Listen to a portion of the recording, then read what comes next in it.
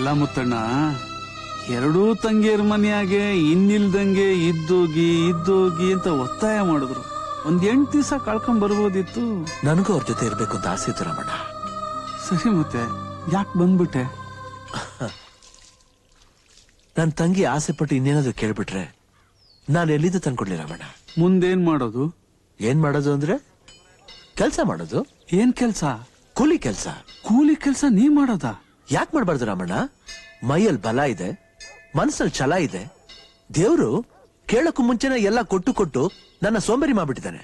ಈಗ ಕೆಲ್ಸ ಮಾಡ್ಲಿ ಅನ್ನೋದಕ್ಕೋಸ್ಕರನೇ ನಮ್ಮನ್ನ ಈ ಸ್ಥಿತಿಗೆ ತಂದಿದ್ದಾನೆ.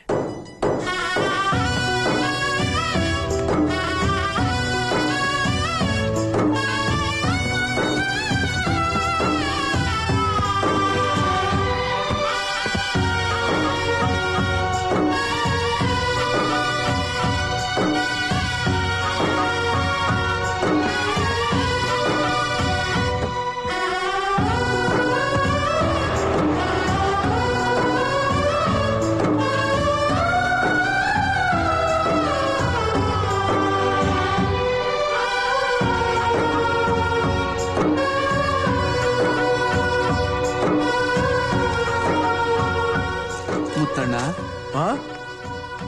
ಕೊಡು ಕೂತ್ಕೋ. ಮುತ್ತಣ್ಣ ಇಲ್ಲೇ ಯಾಕೆ? ಮುತ್ತಣ್ಣ ಅವ್ರಿಗೆ ನಮಸ್ಕಾರ. ಚಿತ್ರಾನ್ನ ಚೆನ್ನಾಗಿದೆಯೇ? ಯಾಕೆ ಸ್ವಾಮಿ ಹಾಗೆ ನೋಡ್ತಿದ್ದೀರಾ? ನಾನು ಯಾರು ಅಂತ ಗುರ್ಸಿಗ್ಲಿಲ್ವಾ? ನಿಮ್ಮೂರ್ ಪೋಸ್ಟ್ ಮ್ಯಾನು?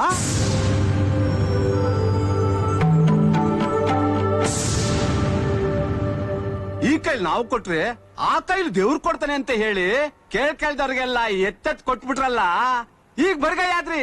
ಈಗ ಹೇಳಿ ಸ್ವಾಮಿ, ದೇವ್ರು ಎಲ್ಲಿದ್ದಾನೆ? ಅಯ್ಯೋ ದಡ್ಡ, ನಮ್ಗೆ ದೇವ್ರೊಬ್ನೇ, ಆದ್ರೆ ದೇವ್ರಿಗೆ ನಮ್ಮಂತವ್ರು ಕೋಟ್ಯಾಂತರ ಜನ. ಅವ್ನ್ ನಾನೊಬ್ಬನ್ನೇ ವಿಚಾರಿಸ್ತಾ ಕೂತ್ಕೊಂಡ್ರೆ ಬೇರೆಯವ್ರನ್ನೆಲ್ಲ ವಿಚಾರಿಸೋದ್ ಯಾರು?